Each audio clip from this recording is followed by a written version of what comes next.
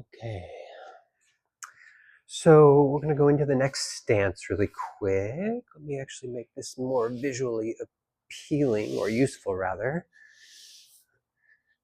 So first of all, let's see, go ahead and take a screenshot of these if you do not own them already.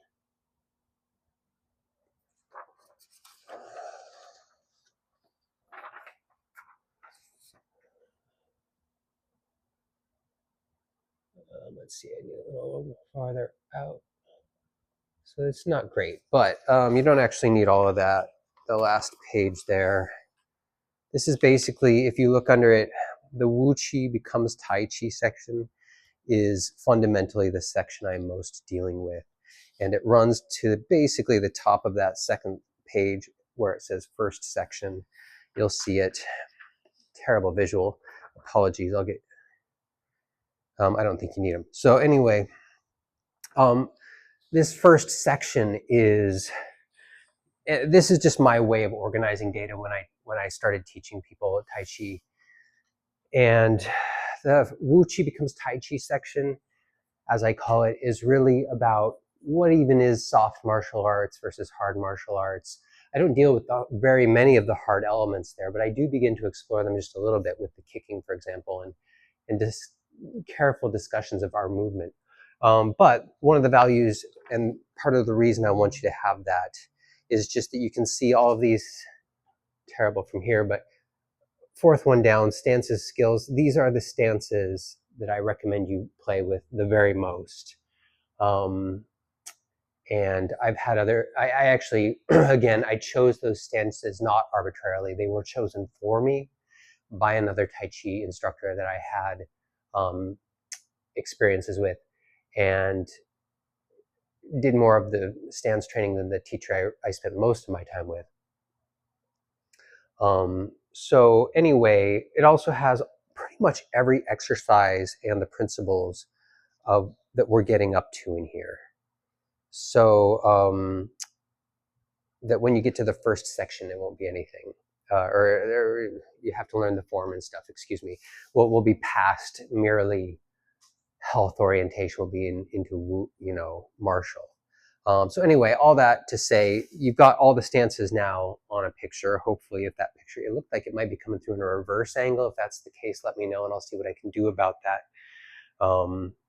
Yeah, so anyway, those principles, relaxation, deep relaxation, centeredness, extension, weight underside, we want to apply those to everything we're doing. Our next stance, I've done the 2 back weighted stance, and I've done the 2 primary Wu Qi stances, which are the 2 you would do the most. I usually train this whole section as a section, and we're going to deal with that at the end. Yeah, but the next stance, we're going to look at is actually just the horse stance. So it's really quite simple. You want to have a symmetrical shape between your feet. I actually learned horse stance this way, and some people do it with your feet parallel. I and other people who have experimented with that variation report ankle trouble. And so it's worth saying out loud, not only does it report ankle trouble, you can see how it wants to track those knees out. There's a lot of machinations like this in Chinese martial arts. I'm highly skeptical of them. They're usually done to create a tendon changing that's designed to enhance a specific martial technique. So I don't do it. I don't need those machinations in my life. I have not found good health from them. So what I do, and what most people who have found this not annoying do, or not annoying, when they haven't had it hurting their legs, their feet are at about a 90 to each other, 45 from my center, right? And symmetrical as you can get it. And this isn't one that I would train with a lift. I know it's back here just in case I need it, but this isn't one you need with I do with a lift, even with my short leg. So right now you can see me focusing on how far apart my feet are, how symmetrical. You are always building posture from the ground up. So make sure that symmetry is there. Learn to feel those 3 points on the bottom of your feet. I've said them before, I should say them again. It's hard with my camera right like there, but I'm gonna try it coming up real close, and hopefully there's not too much debris on my feet. So our 4 points are here at the heel. Challenge my one-legged stancing here. Here, yes, there's debris on my feet. And here. Now those are our 3 points, and you wanna learn how, like when you're just standing, you wanna learn to develop just a nice evenness between those 3 points. There's a lot to be argued about where exactly the plumb line wants to settle. And you can look at scientific magazines talking, the anatomical position of, from which all kinesiology and anatomy and stuff is related, is this guy. And if you are square and you turn this way, it actually subtly moves my body backwards. And I find that my plumb line suddenly drops just a little bit ahead of my heel. But nobody stands with their knees straight and their feet like this, right? So this is a kinesiological model that we work with to express things scientifically in kinesiology. Is we need an anatomical position. Now this is anterior, this is posterior. If somebody's suddenly like this is still anterior. So recognizing what anterior posterior is from the kinetic change, the kinetic posture, or the blah, blah, words. So anyway, you can find pictures of that online. Just look up anatomical position, and you'll spot that kind of a position. However, I have personally had the best experience not aiming for that place near the back, near my heels. When I bend my knees and stuff, my center really likes to hover right about over that. And that's the kidney 1 point, the bubbling springs point. Some styles develop you directly into that spot on purpose. I've trained that way in Wing Chun and Aikido schools. I'm trying to think if I've had a Tai Chi instructor. Yes, I have seen Tai Chi instructors. Yes, actually, the book Warriors of Stillness. So you want to make sure you have all 3 of those 3 points together, but that bubbling one spring point, that's kind of where my center likes to hang out over. And I don't know if it's because I was trained to do that early on, or if it's just the best way. And I've done it so many years that it's a little bit hard for me to be certain, but I'm inclined to believe that that's what my body wants, as long as my knees are bent and I'm in a normal position, not something like this or this, which I can feel gently pull me back and forth. So all that to say, the centering on the bottom of the feet, I just want to talk about it again in brief. We'll probably talk it again later. Those 3 points, technically 4 when you include the kidney 1 point, you want to really have a connection with those, making the 3 points nice and even. Feet symmetrical as best as possible. I love using wood grain. That's why I pushed that carpet aside. So like I can really see the lines in the floors help me, and then it all just kind of helps me come together. I've got lines here. I doubt you can see. So, and then secondarily, symmetrical, roughly speaking, we got the 90 degrees to one another. And one final feature is about 2 shoulder widths apart. How far apart you put your feet is really dependent on your own reality. How wide are your hips in relation to your shoulders? Do you have unusually narrow shoulders and wide hips?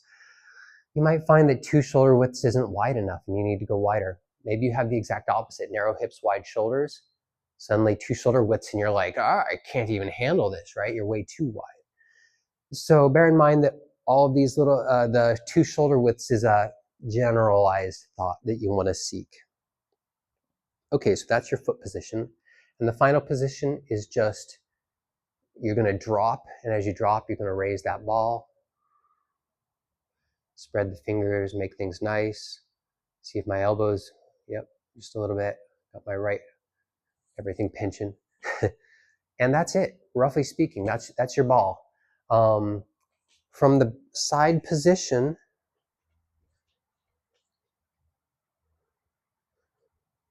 Same stuff should be going on as what happened in our other Wu Qi positions. This is not technically called Wu Qi generally, but it's kind of a form of Wu Qi, primordial unity. But anyway, as my knees bend, my lower back flattens. My extension, my actual driving of the engine is here. I'm going to, this final three little vertebral bodies, I'm going to gently lengthen them by sending them towards the earth while gently lifting my head to the sky, just ever so gently. And then I sink down. And you want to sink basically as low as you can go where your flexibility gets in the way.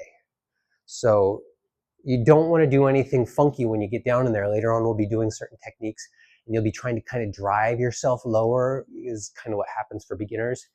And you'll be like, I get to the bottom of it, like, oh, I want to go lower. And so maybe you'll hump your low back or push something out of alignment.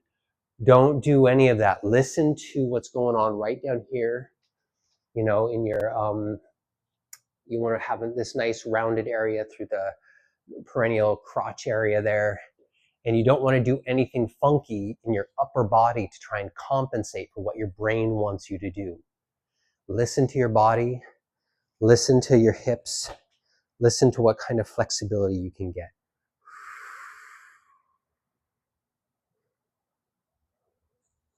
And then it should be really quite flat, basically. The knees, it's a little bit hard to tell from this position. The deepest you want to go, my assessment is when your femur bones are parallel to the earth. If you can get that low, you've got plenty of flexibility. And yeah, that's it. Sinking as low as you can go and practicing that. Now, what can stand, the horse stance specifically really helps you develop flexibility in the hips. I would not be, do not underestimate it, especially if you start adding loads to it. Holding some weights, getting like a dumbbell and doing a goblin squat and just holding the isometric down there and stuff, you can really start opening this stuff up. Try doing a few with just a weight in your hand and you'll feel how that pushes you down into that flexibility. And that flexibility is just like, ooh. And you'll find you need less training when you do things like that. Heads up. So yeah, that's the gist of it. It's very simple. You know how to hold the ball, keep your body upright, feet 90 to each other, symmetrical, roughly 2 shoulders apart, and then just trying to sink that perineum straight into the center of the earth. And yeah, just keep those parameters in mind, and you start working with those four principles, right? So you, ideally before you start moving, but I move my center to create this motion. The center lifts my arms, and I'm practicing extension by weight undersiding these arms. So as if there was a ball being inflated under my arm, right? So that I don't have a sense of lifting. I have a sense that my arm is being drawn up for me, for lack of a better way of putting it. So weight underside, deep relaxation, centered, and extension. And try and work with all 4 of those through all your stances. And again, we'll come around at the end and we're going to work through all these stances. And it'll be our first intro to doing a fitness side of the art thing. So it'll take about a half an hour. Be prepared for that. You're going to want to have, and it will make your legs burn a little bit if you do it correctly. By the time you get there, you want to have all these postures ready enough that I can just say next stance, because it's a continuous thing. So make sure you work through all of these postures quite a bit over the next few weeks. And as you get used to them, then when the time comes, we're going to just string them together. Continuous meditation set that opens us up. Yeah, and now one final point. This is going to be the first one that really starts to give you any real exercise. Sitting down there for 10 breaths can start to do that for people who aren't used to it. But you should ideally work your horse stance up to 10 minutes probably for the average person. 5 minutes for people who are maybe starting too late in life, or I've got this broken up leg, I actually only go up to 2 minutes. And there's arguments about how much you want to spend any time training any one thing. But with my crippled leg, I can really tear up these muscles much faster than I tear up these muscles, and you don't feel it doing Tai Chi. You'll be just, oh, this is a fun, relaxing experience. And the next day, this leg, all my quads will be like, why? And this guy will be like barely feeling it. So, you have to learn to balance whatever your actual health is with these exercises as you come along. Okay, and that's very simple technique. I think I've over explained it. One final thought that I didn't bring up last week that I should have brought up perhaps. I didn't grab a sword. I'm going to grab a sword really quick.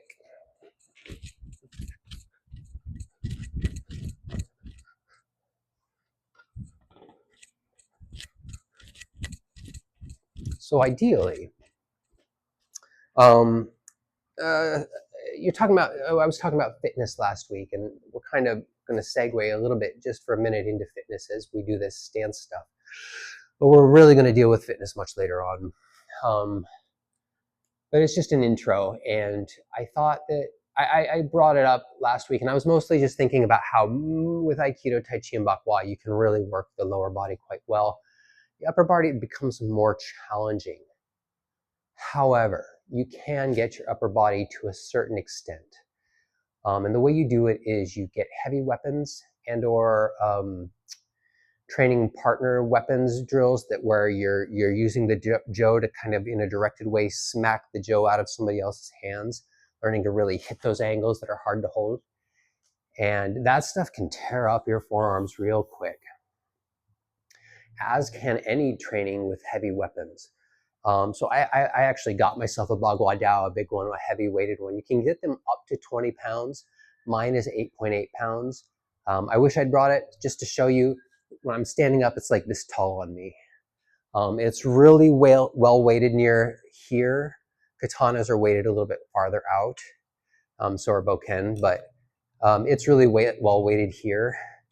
But even still, 8.8 pounds when you're doing things like this, and you've got this extended arm, you're going to be feeling it all through the forearm.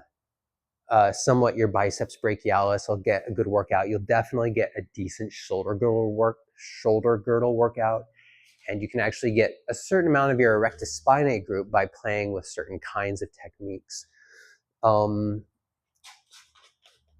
So I just wanted to point it out that if you use heavy weapons and you train in weapons regularly and you include your striking, you can actually get most of your upper body worked out reasonably well. Not all of it. If you're using Aikido really well, you can get from here down worked out really well. Using frog hops and stuff, you can get that erector spinae really gets involved. We'll talk about them near the end of all this. So anyway, the point is if you get one of these 8.8 pound Bakwa Dao, and then you start doing certain kinds of techniques, just the basic move that you'll see in a lot of Chung family is the same move that T.Y. Pang was using. I finally managed to definitely find somebody who knew. But you'll see that deltoid coming up. Now, the goal is to use as little muscle as possible when you're practicing Bagua Dao. But that's part of the thing, is you're learning how to like minimize how you hold, how much weight is being used, but it just don't matter. You come around on a move like this often enough, and that lateral delt is going to be feeling it. And you can get into positions like this and just practice your triceps. Not the best tricep extension thing in the world, but you can get a tricep set in like that, and you keep that elbow up above the body just a little bit, you'll get some posterior shoulder workout. So anyway, my point being that if you use it right, you can, you can get most of what you need for fitness done using soft martial arts. You're going to find certain things that are hard though, chest and certain back elements, certain back elements, but chest and certain back elements, pretty hard to get with soft martial arts. In an art, when you're trying to release and not use your muscles at all, it's pretty hard. But there's moves, right? We've talked about, and we'll talk about again, things like single. You'll see this happen a lot in Tai Chi schools. They'll often grab their foot or whatever. That's the spot where soft martial arts and hard martial arts almost become indistinguishable. When soft martial arts are as yang as they get, and hard martial arts are as yin as they get, they become basically indistinguishable in that zone.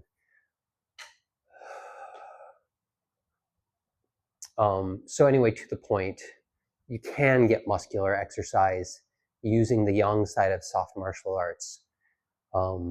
Getting a big enough sword, heavy enough sword, and or playing with your joes heavily. I also use my big heavy sword to just do some katana-like cuts. So weighting isn't quite right for it, but you can do that.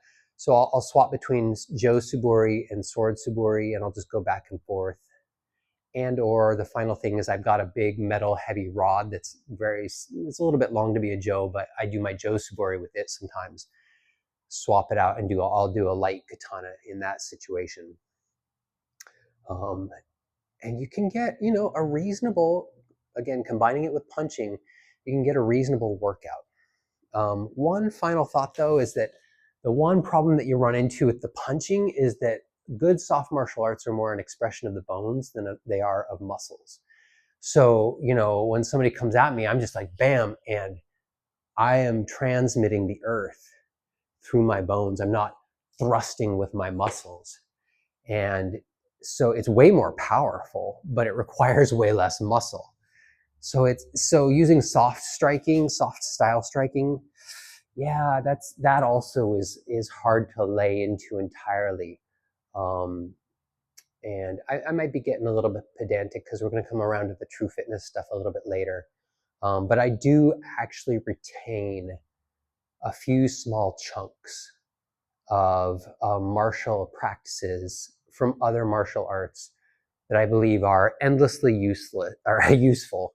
I retain my wedging stuff from Wing Chun because wedging actually is what Aikido uses circular wedging all the time. They're kind of circularly looking for the place they can wedge in, and or they're using the wedge to enter. So I use the wedging from Wing Chun to somewhat enhance my Aikido connections with this wedge.